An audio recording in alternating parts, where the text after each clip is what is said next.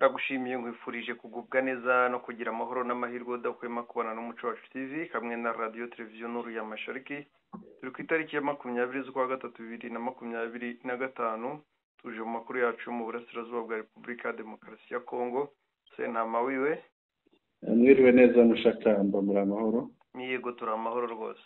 Yego namwe nuko tumeze neza ndabona noneho hakeye. Ibura nta biseruka ije kugwa nyuma. Ndayishimiye ngo ari gukangisha RDF Amavubi. Video waje kuyibona? Nayibonye. Ngo Imana izarwanisha Amavubi ngo ntabwo azamenye uko batsinzwe. Ibintu bitumvikana. Ntabwo byoroshye ntibyoroshye. Ko nta narayarwanisha se ngo avuge ngo nararwanishije aha n'aha ndatsinda. Amavubi atari kohereza muri Kongo ngo arya amahera y'amadolari. Ubwo ayo Mavubi ye n'amayobera. Kisekedi ngo amadolari 500 abasirikare bari ku rugamba bari kuyakorera.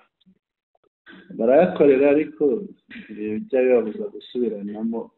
Ariko ngo bamaze amezi nka 3 badahembwa. Urumva ko ahemba bari ku rugamba gusa batagiye ntibahembwe. Nibyo urumva ko ari kuba bivamo umutima mubi. Ntabwo rero nabyo bitanga umusaruro. Sinizeye ko ariko ya 500 bayahembwa. Nibura bazayahembwa rimwe ariko niba bazayahembwa kabiri. Ashobora kubikora. Ko n'abacancuro arabahembye kandi yabahembaga arenzayo. Kuko urumva ntabwo ari igisirikare cyose abaha ayo madolari. Abanyekongo bene wabo yabaha rimwe ngo bibashuke. Ariko bwa kabiri bwa gatatu ntayo yaba. Ega nawe atabikoze kubikora kuyabaha ni ukwigura. Atiguze rero nawe ntabwo muri ibi bihe ntabwo amerewe neza mu by'ukuri. Agatongo yahagarukiye intambara kuko yizeye ko byagenda kose ngo Amerika izamufasha guhangana na M23. Ntabwo Amerika yajya hariya. Jesi mbona Amerika yaje hariya kurwana. Canada irayitombe Amerika yaza. Abantu barumva mu Canada bayitombe ariko nta kindi babivugira nuko hariya yari yarafashe ibirombe hafashwe. Iryo jambo tombe ni ukuvuga ngo ahantu haguye ariko baba bahinnye ni tombe dans les mains de la RCM23 ukuvuga ni ahantu haguye mu maboko. Hari n'abari kuvuga ngo tombe dans les mains de libérateur. Libérateur ni nk'abacunguzi. Yego. Ni abacunguzi abantu baba baje gucungura. N'andi magambo ubwo ni mu maboko ya AFCM 23. Yego. Yego. Twinjire no ku makuru yacu. Yego, dufite ingingo zigera muri 3. M23 yabohoye Warikare yose. Mu Minembwe haramukiye ibitero bishya. Ikindi kirunga cya Nyamuragira cyarutse. Izi nkuru tugiye kuganiraho uyu mwanya. Reka tumanuke tujye Warikare. Tujye Warikare rwose. Warikare ngo bimeze bite? Iyi Warikare ejo twarabivugaga tutiye mu 23 yagaragaye mu centre. Yego. Ariko FARDC zarirukanse zirashwiragira. Yego. Abasirikare b'intare za Sarambwe ziyobowe na General Gaceri. Gaceri. Yego. Nawe ubwe rwose niwe wakonfirmye iyo nkuru amafoto ye niwe yakonfirmye inkuru. Yego. Kugira ngo nta utayafite General Gaceri ari kuri ya stati. Yego. Cyangwa se ikibumbano cyo muri Warikare mu mujyi. Yego. Nk'ikimenyetso simusiga ko Warikare yafashwe. Yego. Iyi Warikare yivuzwe buri wese yumva amabuye y'agaciro. Ni ahantu igice kinini ari ishyamba. Ariko kandi ku bukungu bwo munsi y'ubutaka Warikare iri mu bice biza imbere ugereranije n'ahandi muri Congo. wamara kumva amabuye y'agaciro ukongera ukumva yego gufunguka kw'inzira cyangwa k'urugamba yego rujya mu ntara ebyiri ya Copo Kisangani yego ndetse na Maniema. ushaka wongereho na Tanganyika. Yego. ushaka wongereho na Tanganyika nayo ntabwo wayisiga. Ndetse hari n'izindi nyinshi buriya ntabwo ari Copo gusa, hari n'izindi nyinshi, hari n'indi ntara ko ushobora kumanukiramo ukaba wahinguka aho hitwa Kasai. Birumvikana. Rero birasobanura ikintu gikomeye. Igiki? Birasobanura ko Masisi, Rucuru, Karehe umutekano ubwo hatekanye, nyuma ya za Karehe ubwo za Nyiragongo bazumve zose, bumve Bukavu n'ibindi bice ko hose hatekanye cyane. ubu rwose intare zihari, abaturage bahari ni ukunywera amata mu ifamu batekanye, ngira ngo abahungu babonye nahoze mbona abahungu mu bikuyu rwose bya Kirurirwa bati ahangaha ati ni iwacu ni iwabo w'abantu n'ubuntu bijyaniranye cyane. Hariya urabona ko bicaye mu ifamu banywa amata bavuga bati hari hakurya hariya ni Rushinga. bagaragaza imbunda yirukanye Kisekedi hariya. Bwana Senama, hari inyandiko nakoherereje ivuga ibya Warikare, ukuntu haba amabuye y'agaciro ariko akaba nta bigoye kuba habona ibikorwa by'iterambere. ngira ngo waza kuza kuyinyuramo inkuru iyo nyandiko ivuga ibya Warikare. Yego. Abantu bakumva amwe mu mateka cyangwa se bimwe mu by'ingenzi kuri Warikare. Kanirebe muri vuga ibya Warikare. Uraza kubona iri kumwe n'umuhanda munini rwose. Yego, ariko umuhanda ntabwo abawukoze bishakiraga amabuye y'agaciro, nta nubwo banawurangije. Uyu ni wa wundi bakoze ukagarukira mu nzira. Basiga akantu. Ariko urabona ko ari ahantu heza. Abantu ni heza cyane. Hari indi foto ejo nabonye imeze nka convention y'umusozi, umeze nka convention ugeramo ukihinamo imbere kandi bakanaturamo hakabamo ibiti rwose hameze neza. Abantu bambwira bati Warikare ni nziza cyane. Ariko ukibaza ukuntu ahantu bagenda bakahubaka uruganda rukomeye rucukura amabuye y'agaciro rumeze nka Alpha Mining, Alpha Mine, ariko ntibabe bakubaka ibikorwa remezo bigenewe abaturage b'aho hantu. Bakahita ubona ubusambo, ngira ngo no kurwanya u Rwanda no kurwanya M23 bafatanya no kurwanya u Rwanda, byose babikora kugira ngo bitazanamenyekana. Arega buriya ni igisebo kuri Canada, niyo bifite kampani ikomeye hariya ariko hakaba nta bikorwa remezo bihaba, bigaragaza ko ari ubujura butarimo n'impuhwe.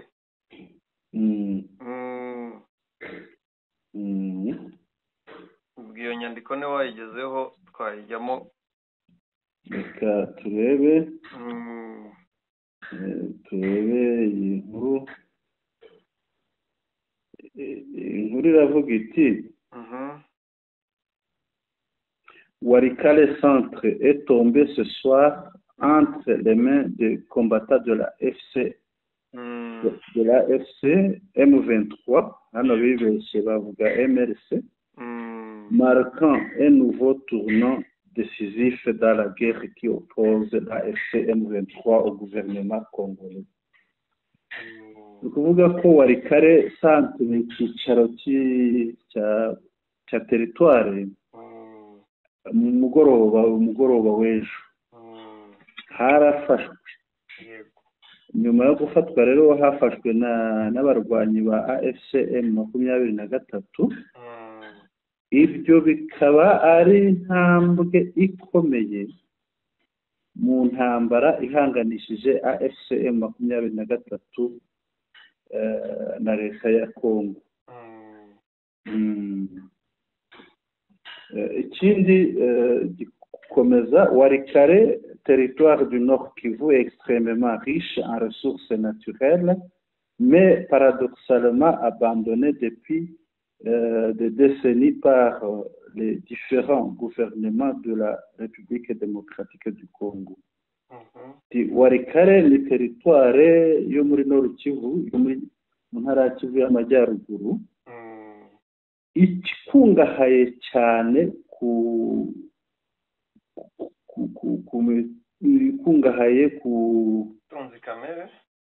butunzi kamere kuvuga bwo munsi y'ubutaka, ariko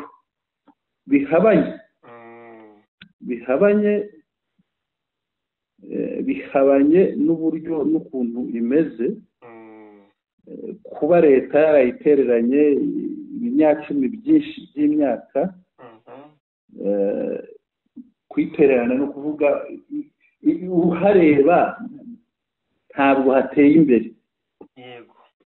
Hakungahaye ku butunzi bwo munsi y'ubutaka, ariko ntabwo hateye imbere, nta bikorwa by'amajyambere bihari.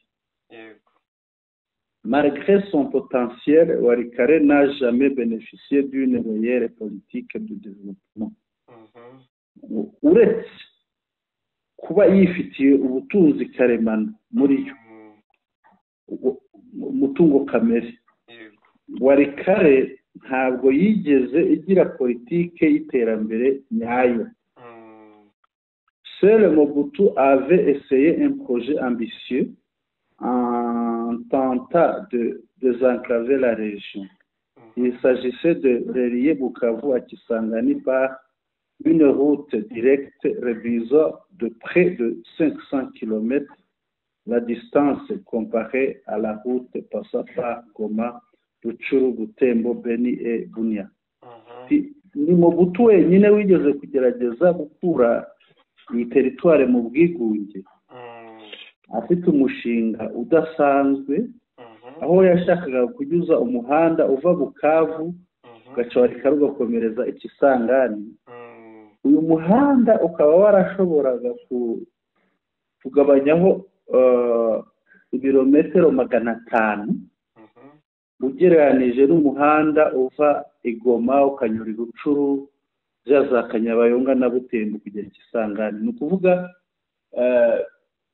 uyu muhanda wa Bukavu Walikale Kisangani wari kuba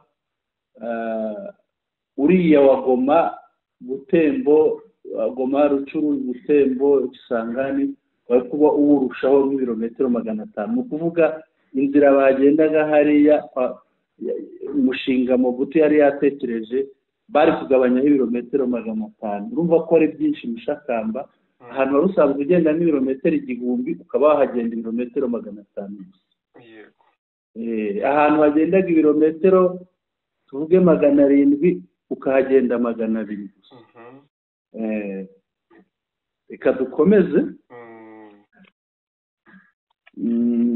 C'est ainsi qu'entre 1987 et 1990, deux entreprises seront mandatées par le gouvernement zaïrois pour ouvrir cette voie. Ni muri uru rwego hagati y'igihumbi 1987 n'igihumbi 1990 kampani ebyiri zahawe imirimo na leta ya Zaire, icyo gihe Kongo yitwaga Zaire, kugira ngo bakore uwo muhanda.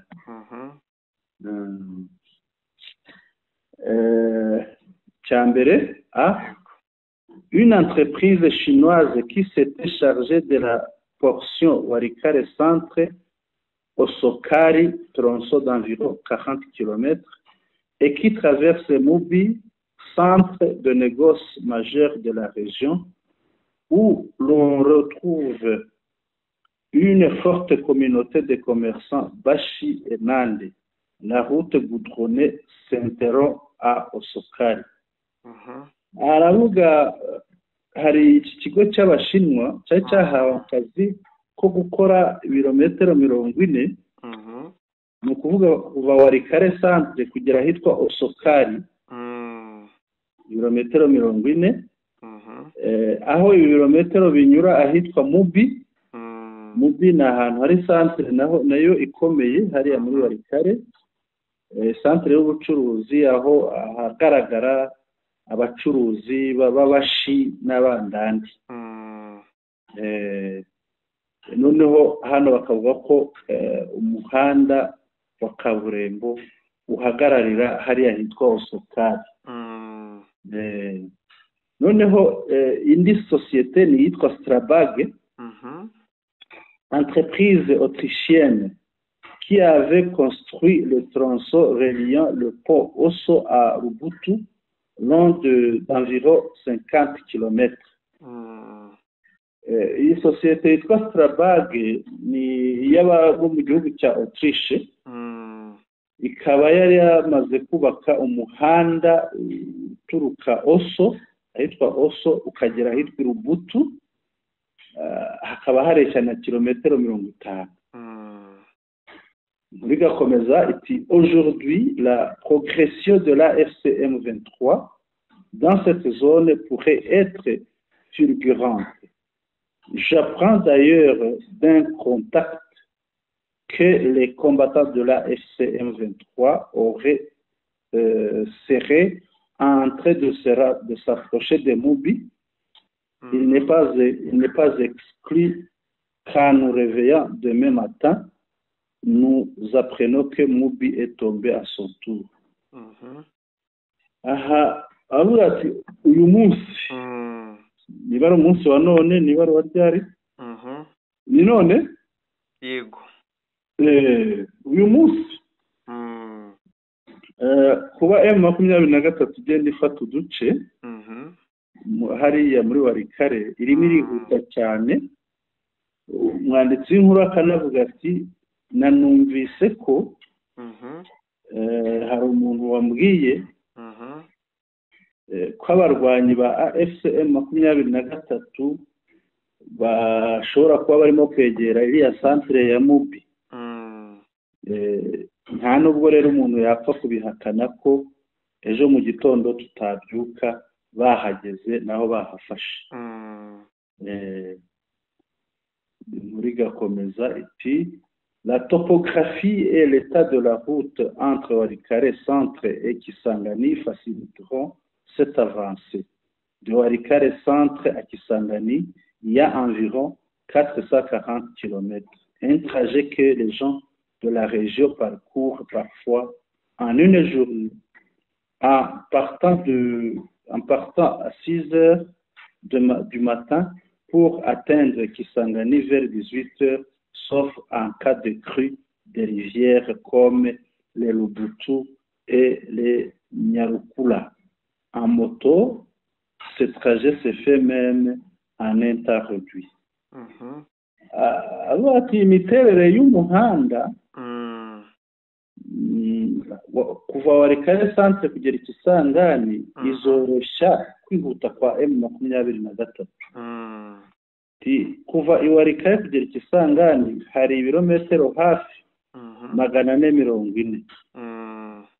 Uru ni urugendo abantu baho bakunze gukora ku munsi umwe bakahagenda baturutse Walikale centre cyangwa baturutse Kisangani bakaba babyuka saa 12 za mu gitondo bakakora urugendo bakagera Kisangani cyangwa bakagera Walikale centre hafi saa 12 z'umugoroba ni igice cy'umunsi wose wa munsi tubara amasaha 24 mushakana yego keretse iyo ari mu bihe by'imvura imigezi yuzuye bakavuga nk'umugezi wa Lubutu n'uwa Nyarukura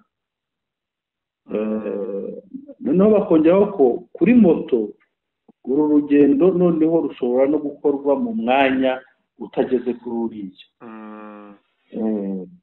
si aucune action n'est entreprise rapidement par les FARDC, la FCM 23 poursuivra sans résistance vers d'autres localités stratégiques d'ici ce weekend ngo niba ntacyo FRDC ikoze AFCM 23 bazakomeza urugendo kandi batahura n'inzitizi mu nzira kandi birumvikana bazafata izindi lokalite z'ingenzi yemwe ndetse no muri iyi weekend.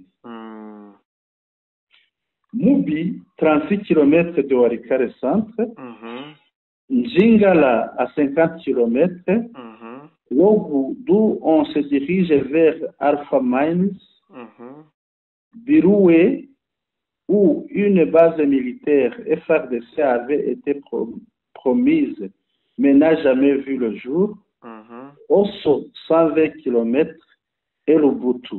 De Lubutu, il ne restera plus que 200 km de route praticable pour atteindre Kisangani. Si hano bakavuga bati Mubi ni ibirometero 36 uvuye Walikale centre. Yego. Njingala ni ibirometero 50. Logu ahangaha nahagana kuri cya kirombe cy'abanyakanada cya Alpha Mine Biroué akaba ahantu ngo bari barabemereye ngo position cyangwa ibirindiro by'ingabo ariko ntabwo zigeze zihagaragara na rimwe. Bakavuga Osso ibirometero 120. Noneho hanyuma yaho hakaza Lubutu.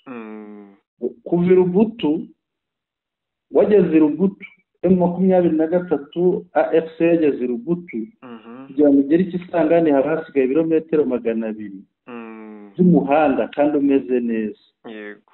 Ibyo rero bikoroshya urugendo rwo kuba bagera Kisangani mu buryo bworoshye. La question que je me pose ce soir, ikibazo nibaza uyu mugoroba, yangu uyu murashobora kuba yarayanditse ejo nimugoroba bakimara kubatombe. Ngira ngo rero umunsi yavugaga ngo ejo mu gitondo bazaba barahana n'uyu munsi mu gitondo cy'uyu munsi. La question que je me pose ce soir, ikibazo nibaza uyu mugoroba, qu'attend l'état-major des FRDC pour organiser une riposte et contenir cette avancée? Ese ubuyobozi bukuru bw'ingabo za FRDC burindiriye iki ngo bugire icyo bukora koma imbere M23?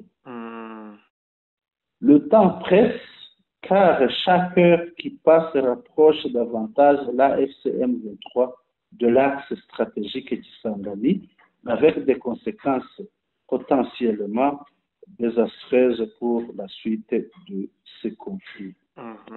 Igihe kirimo kirihuta kandi buri gihe uko isaha itambutse isaha imwe niko AFCM 23 yegera ahantu h'ingenzi, genda yegera Kisangani nk'ahantu h'ingenzi. Ibyo ngibyo bikaba bishobora kugira ingaruka mbi muri iyi ntambara. Yego. Ngira ngo niyo ngiyo Mushakamba. Iyi nkuru impamvu nasabye ko tuyigarukaho irasobanura ibya hariya neza cyane. Usibye no kubisobanura abantu bose umutima uri kuvuga ngo M23 igiye kujya Kisangani. Bibazaga bati M23 muri ijya Kisangani zanyura he, harimo igihe kingana iki, ese urugendo rwaho ruroroshye, ariko ngira ngo barabisobanukiwe neza ko bo rwose amarembo ya Kisangani afunguye. Ngira ngo na resistance ya FARDC yagorana kuko ni amashyamba. Yego. Bajya bisanga baguye mu mitego ya M23 batazi uko bayiguyemo. Yego. Ikindi wabonye ko Wazalendo zabuze muri biriya bice. Yego. Ubwo rero nta cyo kwitambika M23, nta n'icyo kugora M23. Yego. Kandi kuba byonyine bafunze inzira zigana Bukavu, kuba batekanishije Bukavu birahagije. Urumva Mushakamba aho ngaho tusobanure neza. Ni ukuvuga umuzungu wafashaga FRDC yaragiye.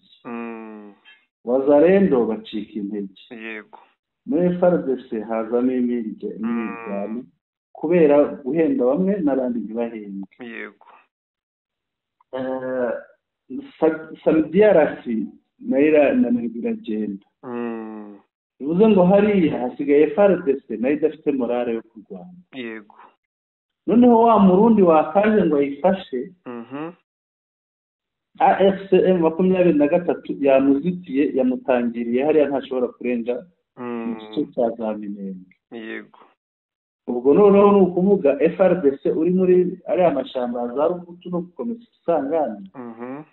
AFCM 23 igiye kumwihererana imukubita iki zitagira ingano. ni ugushorera umuntu aribaza icyo rero icyo gituma abantu bavuga bati Kisangani irafatwa vuba aha ngaha.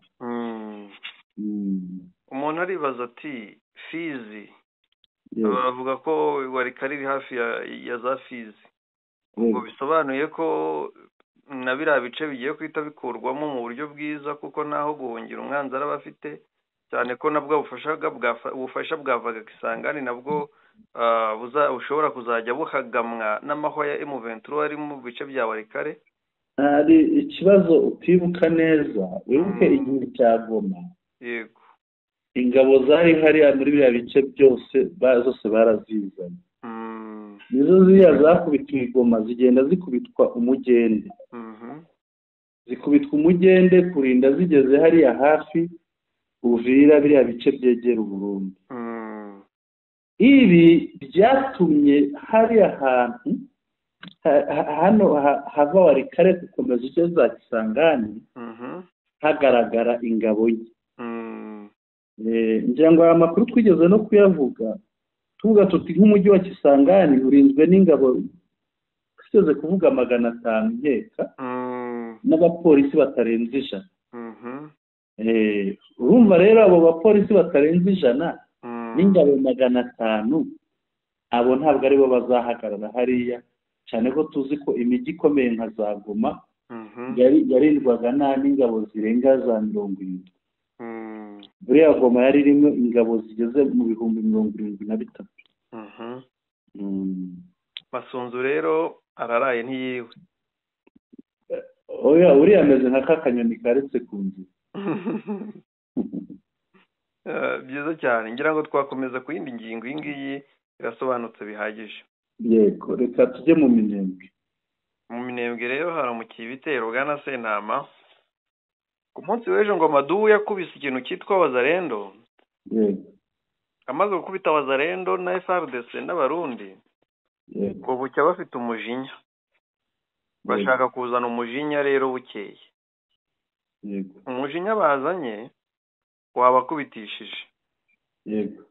gusa bitavuze ko ibitero by'ejo byari biyobowe n'uwitwa Papi, Majoro Papi w'umunyemasisi ariko wo mu bwoko bw'abatutsi. muri babandi bakorana cyangwa se bayobotse uyu Masunzu ibigarasha, akaba ari ryo zina dukoresha kugira bumvikane neza. rero ngo bakubiswemo ikintu cyitwa ikompora. bakubiswemo ikompora niyo yatumye birukanka barashwiragira. uyu munsi nabwo basubijwe inyuma. ariko mu gusubizwa inyuma ntago byatumye ahitwa ku Irumba intambara isaa 7:36 uyu munsi. ngo mu gitondo bakubiswe basubira inyuma. ku bindi bice byo ku Irumba barongera. ku Irumba intambara irongera iratangira isaa 7:36 gutyo. ni abantu ubona ko bashaka gutanga ibitero bidasanzwe cyangwa se byisukiranya kuri twirwaneho kugira ngo barebe ko bayambura Minembwe. ariko bikanga bikaba iby'ubusa, bagasanga Madubu y'amakanika ameze neza cyane. amakuru rero aremeza ko urusaku rw'imbunda nyinshi rwazindutse rwumvikana mu nkengero za komine ya Minembwe, aho amakuru avuga ko ari ihuriro ry'ingabo za Kongo ririmo FARDC ingabo z'u Burundi, imitwe yitwaje intwaro ya Mayimayi bahaye akazina ka Wazalendo, FDLR ndetse n'abandi bose bagabye ibitero mu mihana ituwe n'abanyamurenge, nyuma y'uko ejo kuwa kabiri bateye bagakubitwa ejo n'ejo bundi. Yego. Ibi bitero FARDC n'abambari bayo babigabye ku musozi wa Gahwera haherereye muri groupement ya Busimunyaka, secteur ya Rurenge muri territoire ya Fizi. Yego. Noneho ku isaha za mu gitondo kuri uyu wa kane tariki ya 20 nibwo urusaku rw'imbunda rwatangiye kumvikana muri ibyo bice tumaze kuvuga, ariko amakuru avuga ko twirwaneho irwanirira abanyamurenge yahise yinjira muri iki gice iturutse mu Minembwe centre aho iheruka kwigarurira, maze ikubita ingabo zisubira inyuma, ihuriro ry'ingabo riyabangira ingata ririruka. Ni amakuru avuga ko iri huriro ry'ingabo za leta ryahise rikwira imishwaro ihungira mu misozi igana Gashasha werekeza Irukombe ahahoze hari umuhana munini utuwe n'abanyabyinshi. Yego. Ndetse aya makuru arahamya ko mu masaha ya saa 5 urusaku rw'imbunda rwarimo kumvikana ku bwinshi muri ibyo bice, kandi ko twirwaneho ikomeje kwirukana ihuriro ry'ingabo zirwana ku ruhande rwa leta ya Kinshasa yerekeza mu gice cy'Irukombe. Iri huriro ry'ingabo za Kongo ryongeye kugaba ibitero kuri M23 kuri AFC twirwaneho kugira ngo barebe ko bayambura territoire nako ibiro bya commune ya Minembwe. Gusa biranze bibaye iby'ubusa, kuko niko byagenze.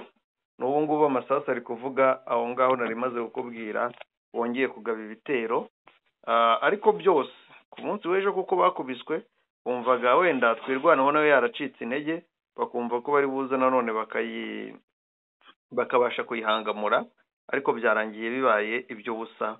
Ubu imirwano yimukiye ku Irumba, kugira ngo turakomeza dukurikirana uko byifashe muri ibyo bice byo ku Irumba n'ahandi. Yego. Urakoze cyane Mushakamba, hariya nawe hagiye kubisibaniro, ariko ntabwo bizatinda cyane. Ntabwo bizatinda kuko urumva niba hari abamanutse Warikare, bariya barimo basigara inyuma no hagati, urumva ko bashobora kuzavamo vuba. Bararwana, ariko hari igihe tuzumva ngo byahagaze biriya. Yego. Nagira ngo isubire gato kuri Warikare.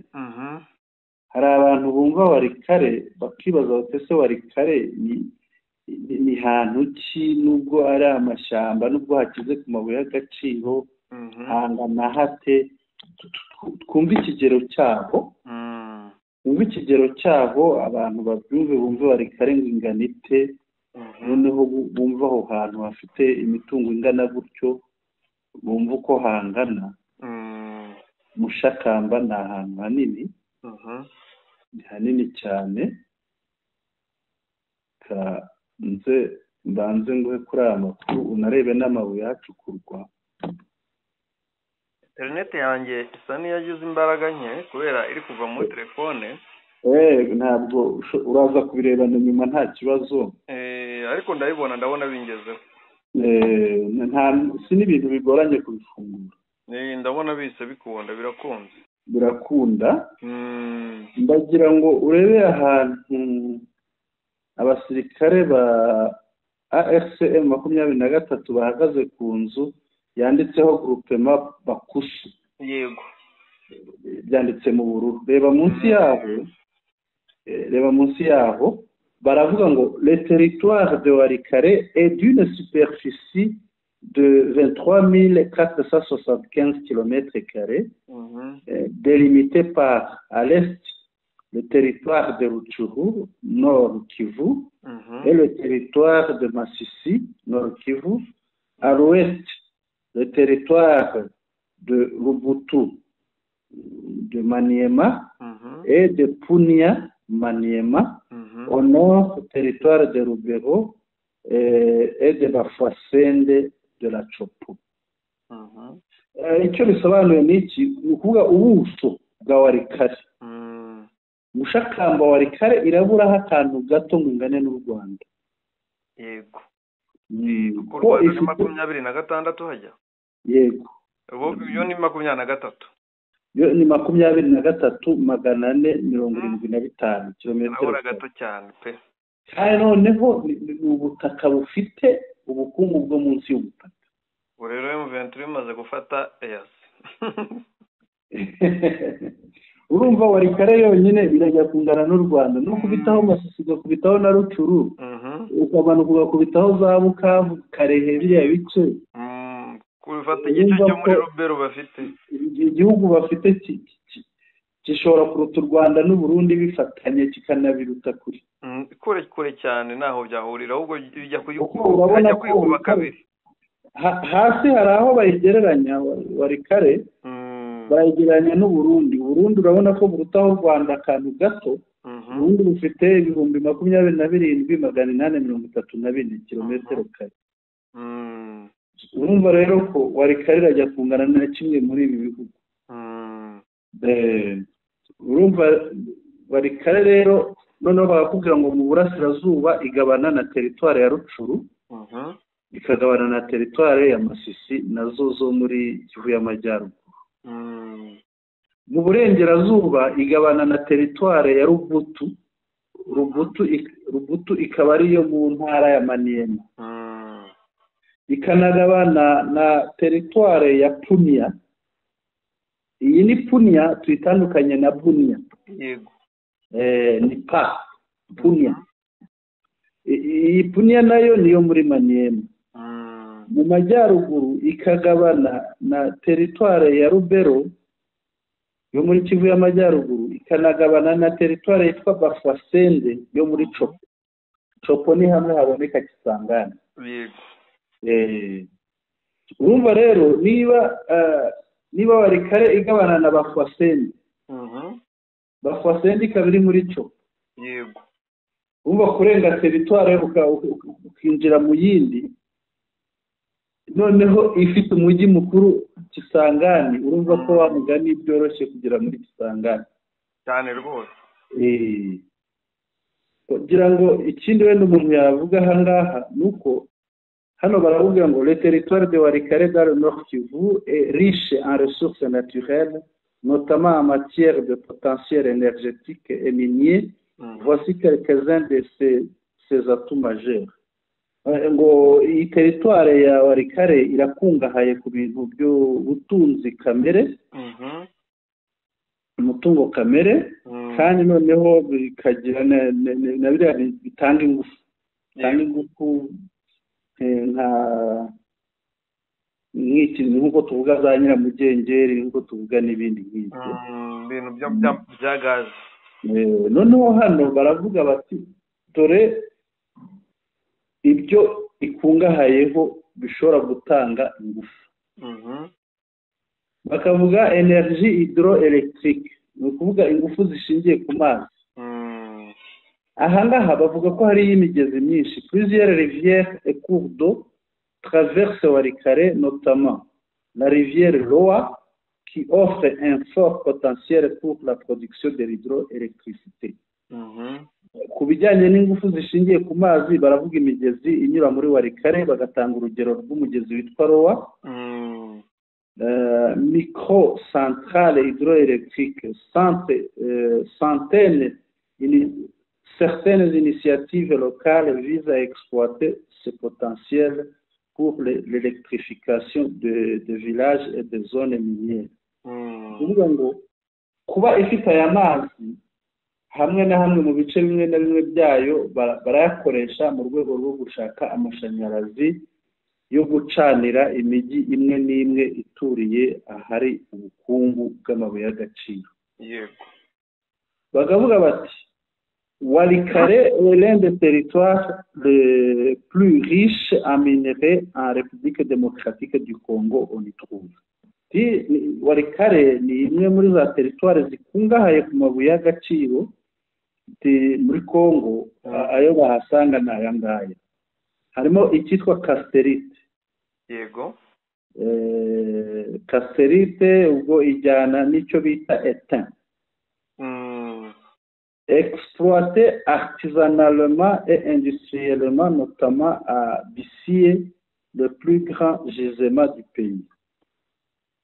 Bon, hano iyi étain na casterite biboneka bicukurwa hamwe na hamwe bicukurwa n'amakoperative y'abaturage, ahandi bigacukurwa n'inganda mu buryo bw'inganda. aho b'abanyakanada bazira bakatanga hamwe h'abanyakanada bakavuga bati nicyo kirombe cya mbere cya étain isi hose mu gihugu bakavuga coltan burya rero ni impine, ubundi ni colombite tantalite. Yego. Noneho bakavuga col ya yiriya colombo, tantalite bakagira tani, coltan bikaba coltan. Essentiel pour l'industrie des technologies, smartphones, ordinateurs, etc. Iyi coltan ikoreshwa mu nganda mu bijyanye na tekinoloji, nko gukora amatelefone aya ngaya twita smartphone, aya ngaya abaturage bita touch, ibintu nk'ibyo, noneho no gukora za ordinateri. Yego. Bakavuga zahabu, or, présent dans plusieurs rivières et exploité artisanalement. Iyi zahabu iboneka mu migezi myinshi iri hariya muri Walikare. Noneho ngo bakayicukura mu buryo bw'amakoperative. Hakaza wolfram, utilisé dans l'industrie métallurgique. Wolfram ukoreshwa mu nganda z'ibyuma zishongesha ibyuma. Yego. Hakaza diamant et autres pierres précieuses dans certaines zones du territoire.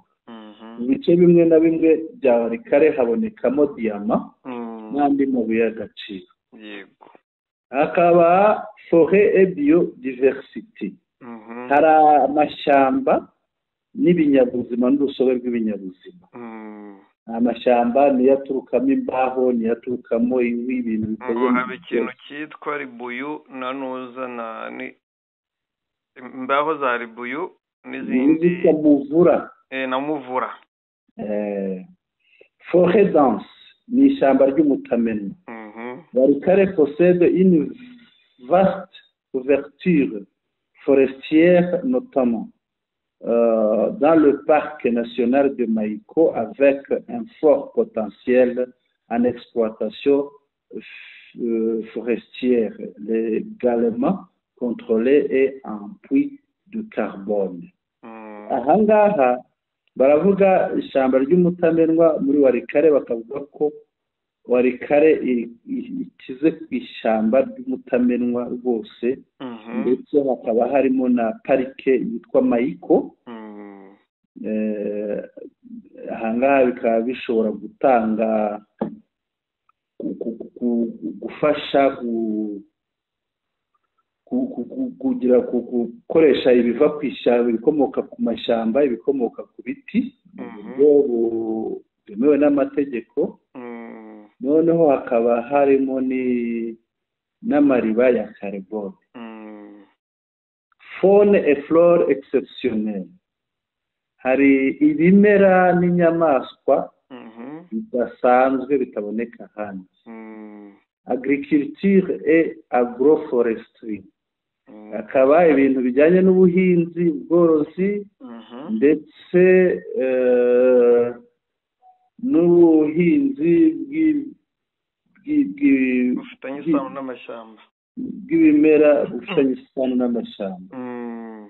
Climat favorable à la culture du cacao, ni ahantu hari ikirere kiberanye n'ubuhinzi bwa kakao, ubuhinzi bw'ikawa, ubuhinzi bw'ingazi n'ibiti bibyara amamesa, ibigori, n'imyumbati. Warikare ikaba richesse interarable encore sous-exploité. Ikaba ifite ubutaka bwera kandi butarakoreshwa na rimwe. Warikare est donc un territoire stratégique pour l'économie de la République démocratique du Congo, mais son développement est freiné par l'accès difficile, l'insécurité et l'exploitation illégale des sources. Warikare ni teritware y'ingenzi cyane mu bukungu bwa Congo,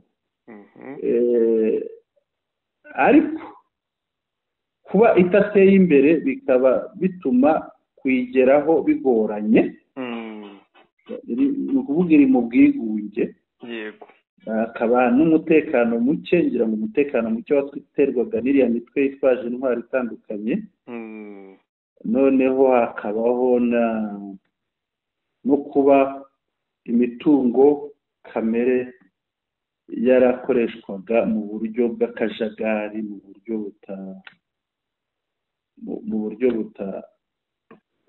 budashingiye ku mategeko, butaboneye.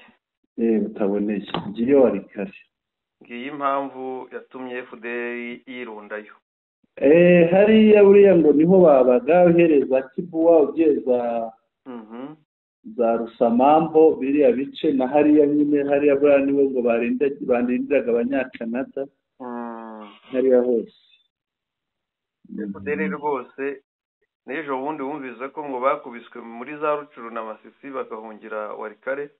Yego, ariko guhungirayo utaza kubifata ngo abahungiyeyo ni abari muri za Rucuru na Masisi, na Warikare hari abandi. Yego, birumvikana. Yego, kuko nabo bajya ku ngingo iheruka. Mbere yo kugera ku ngingo iheruka, yego, ese ubu ngubu ni igihe cyiza cyo kuba dukurikije ibice mu bihe tumaze gufata, yagakwiye gukomeza kurwana intambara yo hasi idafite ikirere, cyane ko tuzi ko ifite indege. Izi ndege yafashe ntikwiye kuzitunganya igatangira kuzikoresha kugira zijye zitanga umusada. Niba ari imbaraga zibonetse nyinshi nk'iyo hirya muri Warikare, ku buryo mu 28 ibona umusada w'indege mu buryo bwihuse, cyangwa ibitero by'indege bigasubiza inyuma umwanzi. Ibintu uvuga nibyo. Ukuvuga ibikoresho byose bafashe kiri bizima, bari bakwiriye kunoza imikorere yabyo, bakatangira kubikoresha noneho ku buryo reka n'ahantu bafashe hamaze kuba hagari. N'ubwo bari gutatana, niba bamwe bari iyo za Warikare, abandi reba iyo bari za Rubero, abandi reba iyo igihe bazaba bageze nk'Ikisangani, bamwe bari Ikisangani, abandi bari Uvira. Hari inkera cyane. Bisaba rero ngo bagire ibikoresho bigezweho, ibyo bafite byose bitangire bikore. Yego. Twizere ko nabo bari kubitekereza, kuko twe tubatekerereza, nubwo twe tutekereza tukavuga, wenda rimwe bigahura n'ibikorwa byabo, cyangwa se niba batabyitagaho bakabona ko bikwiye. Ikintu uvuga ni ukuri, kuko iyo urebye uburyo bagenda batera imbere, uko bagenda batera imbere bafata ahantu hashya, ni kubona ibintu bigenda bihinduka. Kera ntibagiraga guverineri, ubu bafite guverineri. Yego, bararebye basanga guverineri ntahagije, bavuga bati dushyiraho abamwungirije. Basanga abo ntibahagije, bati dushyireho za departema. Ngira ngo warabibonye ejo. Ibi rero biriya rero bitwereka ko ejo mu gitondo n'ibindi bishobora gukorwa bijyanye n'iterambere, bijyanye no kugira ngo akazi korohe, gakorwe mu buryo bworoshye, gakoreshejwe ibintu bijyanye n'ikoranabuhanga n'ibikoresho bihambaye. Twigire ku kirunga cya Nyamuragira. Hafi aha ngaha ya Goma. Nyamuragira ngo yarutse, bimeze bite? Nibyo, Nyamuragira yarutse ku munsi nimugoroba, nijoro nibwo amafoto n'amavideo yagaragaye. Yarutse nibura, ubundi hari ibirunga bibiri, Nyamuragira na Nyiragongo. hari n'utundi duto. yego ariko ibi nibyo bivugwa cyane kuko bikunda kuruka. Ikiruka kigateza ibyago ni nyiragongo, ariko nyamuragira iraruka ikigira mu mashyamba muri pariki ya Virunga. Yego. Ubwo nayo iri kwirukana FDLR cyane, zasigaye zihishahisha. Yego. Yarutse ku buryo yarutse nibura iva mu birometero, aho igera mu birometero 20. Oya isanzwe iri mu birometero 20 uvuye mu mujyi wa Goma, ariko aho yarutse ndumva yarutse mu birometero bigera nko ku 10. Reka ndebe. Yego.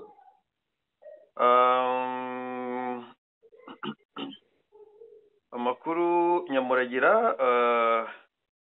ikigo gishinzwe gukurikirana iby'ikirunga ikibirunga cya Goma Volcanological Observatory cyemeje ibyiruka y'iki kirunga, ishimangira ko iki kirunga cyari kimaze iminsi cyerekana ibimenyetso byo kuruka, kuko nubwo bitagaragara inyuma ariko imbere mu nda y'isi cyari kimaze igihe kiruka. Amakuru, abaturage basabwe gutuza kuko ibikorwa by'iki kirunga bitari kugana ahantu hatuye abantu, ahubwo biri kugana muri parike nkuru, nk'uko byatangajwe n'ikinyamakuru Actuality. Akemeza ko rero nyamuragira yo kuruka mu kwezi k'Ukwakira umwaka ushize. Icyo gihe nta ngaruka nabwo byateye. Kuri iyi nshuro abahanga bagenzura iby'ikirunga, ibyiruka ry'ikirunga, bavuga ko ibikoma byacyo biri kwerekeza muri parike ya Virunga, aho amafoto ya satellite yerekana ko bimaze kugenda ibirometero 7 byerekeza muri icyo gice. Urumva ko ibirometero 7 atari muri parike mu mashyamba, ari ahantu hari abantu, ni ahantu hanini cyane. Yego. Bisobanuye ko rero cyarutse bya nyabyo, bitari byo wenda y'abantu batarumva umutingito hari igihe bagira ngo ntibikaze, ariko byari bikaze kuko ibirometero 7 ni ahantu hanini. Yego. Gusa kuko ujya mu mashyamba muri pariki, iriya pariki ari nini, birumvikana ibinyabuzima bihari byangiritse. Yego. Ariko ntabwo ari nk'uko hapfa umuntu. Yego.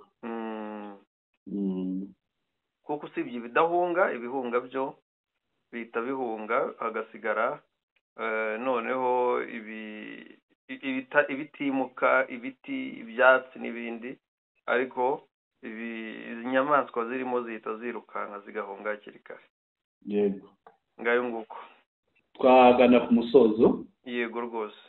Nyemerera ngushimire Mushakamba. Nanjye ndagushimiye Bwana Sentama. Murakoze cyane. Reka dushimire n'abakunzi bacu, tubibutse ko twaganiriye ku ngingo 3. M23 yabohoye Walikale yose. Mu Minembwe muri Kivu y'Amajyepfo haramukiye ibitero bikaze. Ni bya bitero dukunze gutangaza byibasira abanyamurenge babarizwa hariya muri kariya gace. Ikindi tuganiriyeho turebe hamwe ko ikirunga cya Nyamuragira ni hariya muri Kivu y'Amajyaruguru hafi ya Goma cyarutse. Ejo kirimo kuruka, kimaze kuruka mu ntera y'ibirometero bigera muri 7, ariko kiraboneza mu ishyamba.